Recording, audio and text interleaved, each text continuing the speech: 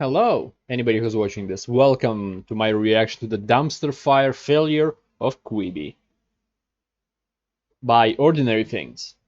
I haven't done an Ordinary Things reaction in a while, so I thought why not?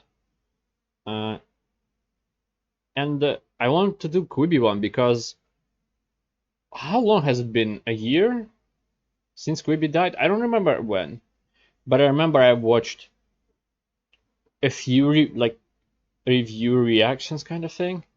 I think more reviews of some things that were on Quibi. I think at the time when it still was alive. And like the idea of Quibi is dumb. There is no wonder it failed. And also the things that were on Quibi weren't that great. I don't know if there was a single good thing. I know there were mediocre ones that were like okay. But I don't remember if there was anything good on it. So I'm curious if maybe he'll bring something up that I'll remember. Um, that's about it. That's about all I know of Quibi. So I just want to see how it died, because I remember it being bad and going down, but I don't remember anything else. Just my cat is meowing for some reason. Anyway, if you have a video for me to react to, you can use the link description below, which will guarantee a reaction, or use the comment section, which doesn't guarantee a reaction, but it still might happen. Anyway, subscribe if you enjoyed this dumb video. Anyway, with everything that's going on at the moment, this. the world can feel like an exhausting place. So for today's video, I'm just gonna chill the F out and see what's on my new favourite streaming service, Quibi. Quibi. Only on Okay. Quibi. Quibi is quick bites. Quibi is an app. What is Quibi and why should anyone in this room or anywhere care? Quibi is a brand new subscription-based streaming service that's mobile only. And I know that sounds but don't worry, it's actually going to be really good. I'm gonna make it a bit more loud. Because it's basically exactly the same as HBO. And it's not dissimilar to what HBO did in the 1990s. Our ambition is to do what HBO did in terms of narrative storytelling. If you're wondering who the Quibi this What? is, it's Jeffrey Katzenberg, Hollywood corporate royalty and Emperor Lord of the Turtle People. He was the producer behind some of Disney's greatest hits, Really? my personal favourite animated film ever, and also Shark Tale. Okay, that makes more sense. Now Mr. Katzenberg is doing a Quibi alongside Meg Whitman, former CEO of eBay. The company raised nearly $2 billion in initial funding before the app had even launched. Wow, with that kind of cash and clout, Quibi was inevitably going to be the best short-form subscription-based mobile-only streaming service of all time. But what makes Quibi different? Well, first of all, and most importantly, Quibi was going to have celebrity stars and big Hollywood budgets, inevitably making all that cheapo, user-generated content on the internet look like the garbage that it really was. As good look, as it he's was using my camera. to be, Oh. Quibi still had a tough fight ahead of it. After all, it was entering a saturated marketplace. You know, we would say to you that what we're setting out to do falls somewhere between improbable and impossible. That just happens to be our home address. Quibi was also preparing to wow audiences with its technological innovations. How could you hate the internet? It's like the greatest invention of the 21st century. Yeah, it's also how my kids found out there are thousands of hamsters buried alive because they're not really dead, they're just hibernating. That's right, on Quibi you could watch stuff long ways and the right way. Wow! With our entire cast featured in one clever moment that works equally well in landscape or portrait. While this seems like a stupid gimmick that solved... I couldn't pause it. Sorry. Why?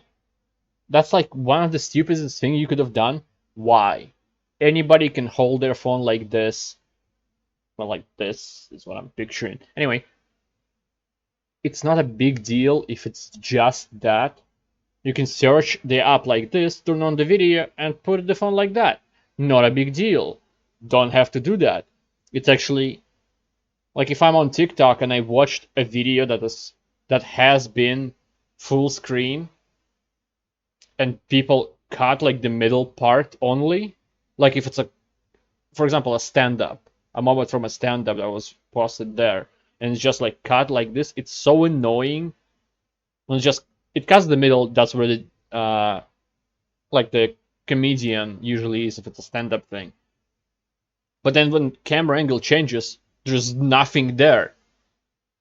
It's so okay. That's a tension that nobody wants to hear. Solves a problem that didn't exist in the first place. It's actually really smart because it targets Quibi's most likely enthusiastic audience, people who are too stupid to know how to turn their wrist sideways. But wait, there's more! Beautiful full-screen images like you've never seen before. Full screen? Oh, wow! Beautiful full-screen images. Isn't this a Windows 10 one of the wallpapers? Like you've never seen before. Full screen? Oh, wowee! I thought Cyberpunk had been delayed. The future is here, people. Quibi could afford to utilize the whole... Cyberpunk has been delayed. Oh, it's November. Oh.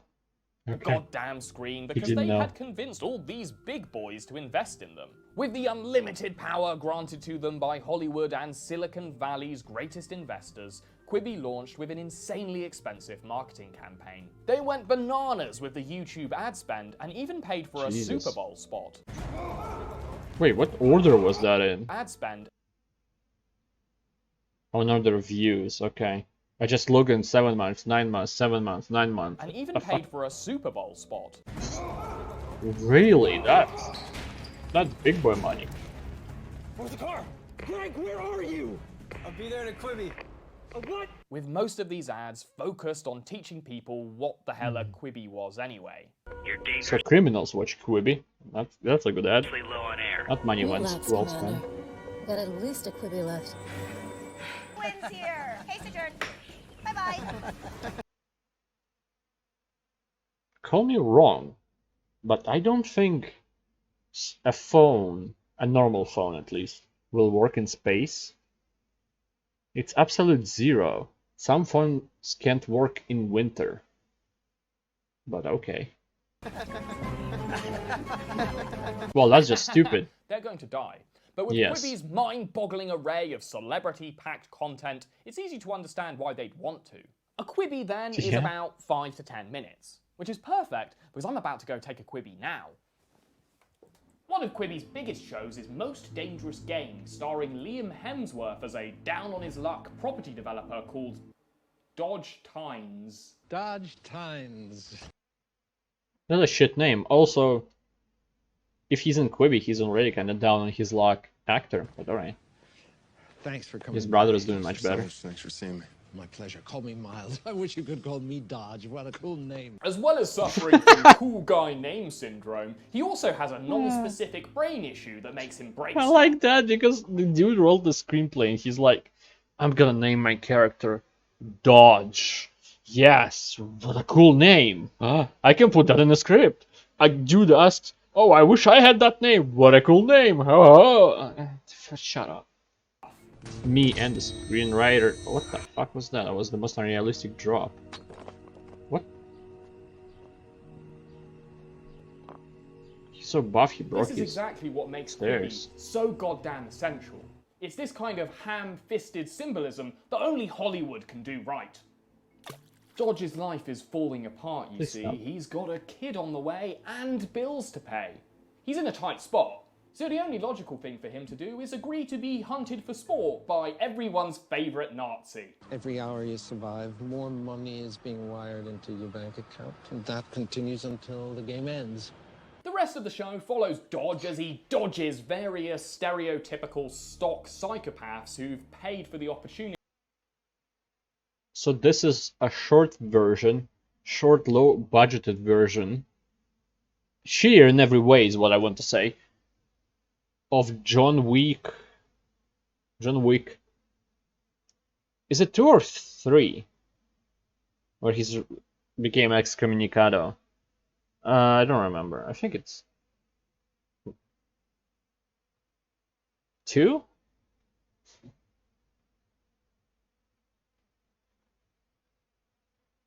No. In one dog and I can't remember, but you know what I mean. I took way too much time. Celebrity's sibling. When Quibi launched, they understood Thank they God you needed finished to that bit. offer people something as an incentive to join. They began by offering Quibi for free for 3 months. Jesus. After that, it would be just $5 per month, but at least you wouldn't have to see any more ads. Oh, wait, no, you had to pay extra for that. And despite this... What? What? They managed to get over 900,000 people to sign up in the first 3 days of the app's launch. I feel like if you want to make a subscription service and you make it, and even if it is the lowest subscription possible, just $5 a month, you still have to put ads in it. Maybe you put too much money into the project that is not paying off. But okay, I don't have like an economy major or anything like that.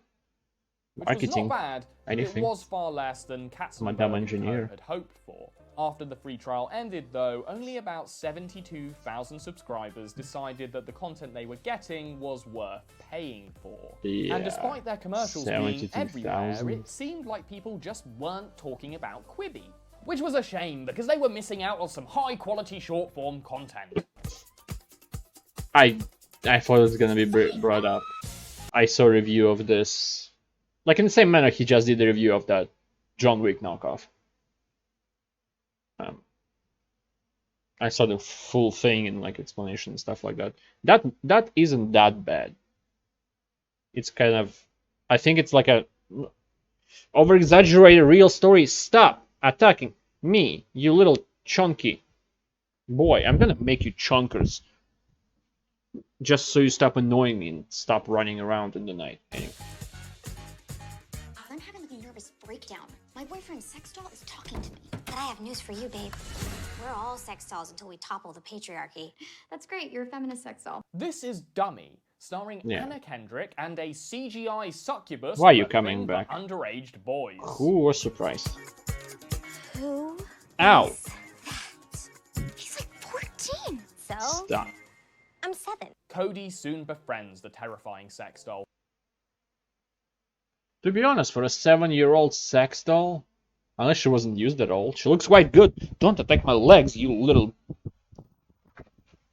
Look at this! Look at the thing! Catch! Alright. Because it turns out they have more in common besides the person who makes sex inside them. Fuck off, Barbara. You know, you call yourself a feminist, but you hate other women. What? No, I love other women. And if you think this looks like a shallow failure that confuses grossness for genuine boldness, you're wrong, because it's actually really progressive. You ready to do this? What? My pussy. I've got like years worth of Dan's pole milk congealed up in there. Okay. Oh, no. The show was clearly the loving result of intense Hollywood market research into millennial watching habits. Because this is exactly what millennials like me want. To have their general values repeated back to them by a lifeless imitation of a human being. You are the shitty I hate how it looks like. Doing all types of like rape It's not like Uncanny Valley where it's like almost realistic, but it's not and creeps me out. No, I just hate that it's another low budget thing, which could have been done much better. They put just a little more time in it. Laser focused on the millennial age bracket. And we're creating content with the millennial audience in mind. Oh. The stars and stories that they love. You know why? Because millennials are always on their phones. Of course. And we're delivering it to them in a way they actually watch, in quick bite chapters on the go. These boomers saw all those kids who wouldn't get off their gosh darn phones and decided to make content for them. Of course, by the time the app was launched in April, the commute had been like totally cancelled, meaning that perhaps COVID-19's greatest victim of all was Quibi.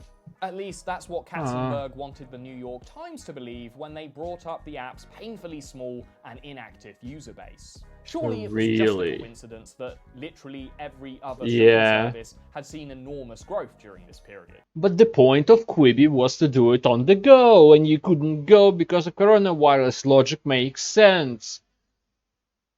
But doesn't really, because that it would have failed anyway if it was a normal year.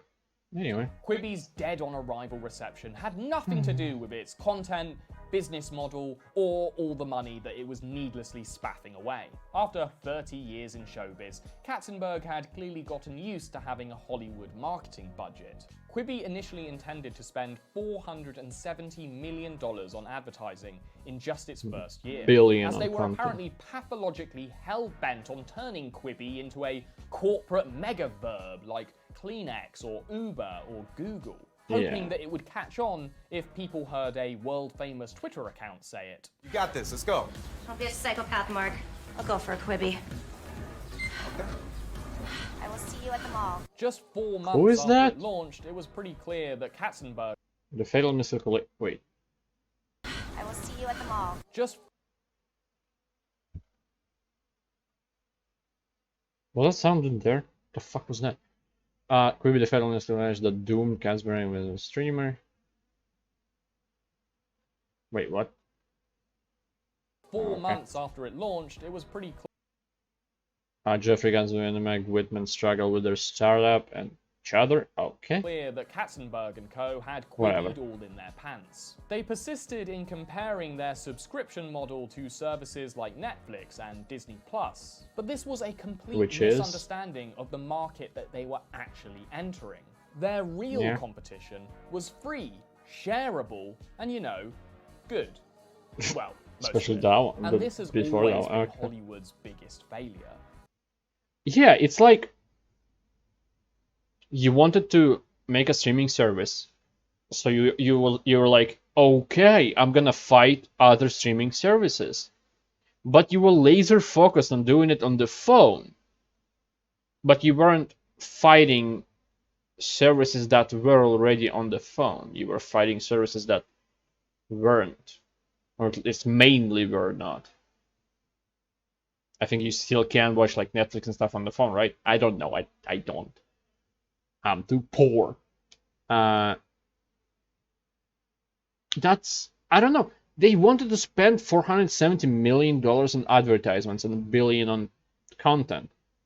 Did they want to spend like a penny on research? Like, I feel it's, the whole idea is dead on arrival. Like, how did they not see it coming? Because they were like, oh no, it's coronavirus, it's bad. Their total blinding inability to know the difference between something that's good and something that's expensive. But that wasn't going to be the case with Quibi, because everything on there was gold. Stuff like barkitecture. This four-legged sidekick needs his own cool digs. We need something to represent his humble ruse and his Hollywood lifestyle. So they built That's right, it's houses only on for Quibi the that dog. you can watch Hollywood weirdos who are so out of touch with reality that they see nothing tasteless about building bedroom-sized puppy palaces in their back garden. That's unbelievable. The dogs are gonna love it. Oh man, who wants some rosé? If you didn't like that, how about Murder House Flip? A bog-standard property makeover show that also promises to satisfy your insatiable true crime bloodlust. Wait, This man I remember something. right here where my husband is. Oh, yeah, I've seen this It's too. almost impossible to believe what happened here. The absolute must-watch episode is the one where they refurb the bathroom where a husband had chopped up his wife into little bits. Do you take a shower where He did it in Quibi. he dismembered her? But maybe you're looking for something that has the gravitas and star power that only Quibi Why are you can coming provide. here? In that Of case, course. I actually recommend Sam Raimi's 50 Come States on. of Fright. The show Oh, aimed to I tell heard about this 50 one too. This spectacular one is stories loosely like, adapting ow! local urban legends from all 50 American states. All in all, they released 2, Michigan and Florida. And the idea of a creator-driven horror anthology actually sounded pretty fresh, especially the first couple of times someone suggested it. In the first episode, we follow a lumberjack and his vain, jewelry-obsessed wife who gets I caught remember in a this. tree-related accident. That she loses an arm, and that he makes her a golden arm. So much blood. Oh god! How's she gonna watch Quibi now? Oh. Why? Luckily, her Why are you husband so has a aggressive? side hustle making Why? Revolutionary robo. Don't touch my face with your filthy paws. Just don't care about Quibi. That might seem completely contrived, but Go you have away. to remember all these episodes are just 8 minutes long. There's just not enough time for everything to make sense. Somebody wrote a comment that I'm reacting to my cat more than I reacted to the video. But how can't I when he's attacking me, for fuck's sake? This doesn't. Only mentally a little bit. Just half a Quibi later, she's got a God fancy new damn it. C-3PO arm. Ow! But it does lead to some issues. As long as your body keeps absorbing the gold through your skin, there's very little I can do. Stop! For fuck's sake, stop! No. I can't take off my golden arm.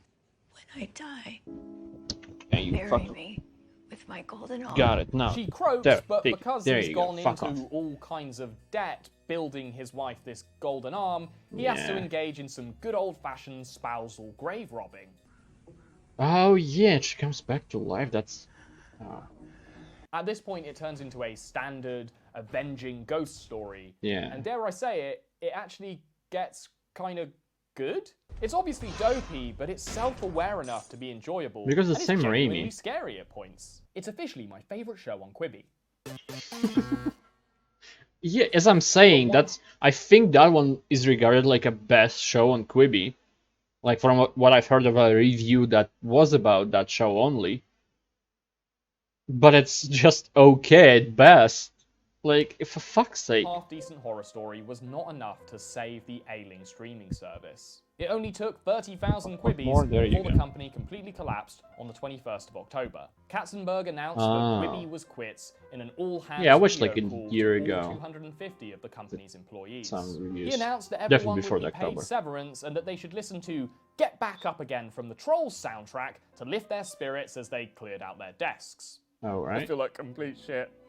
I just want Quibi back. Quibi might be gone, but its spirit lives on in all the lives that it touched. 2020. Goodbye, Quibi. You were like a candle in the wind, with us not for a long time or a good time, but a time nonetheless. Stay Sure. hydrated and don't let That's the a good way bastards to look run at you it. down.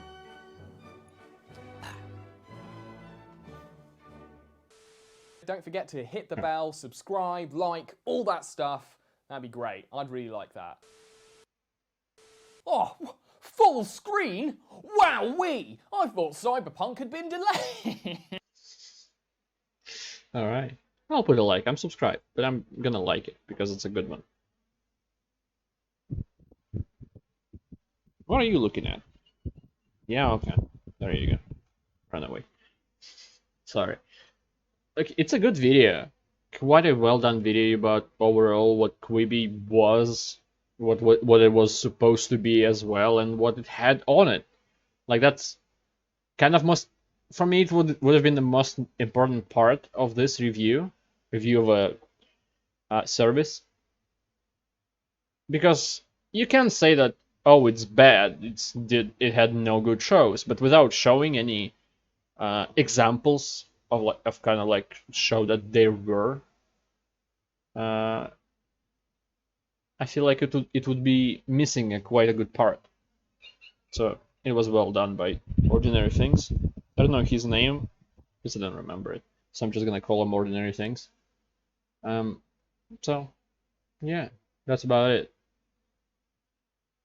So it died in October 2020, which I didn't know exactly, as I said multiple fucking times, and I have wanted to repeat myself. Of course I did.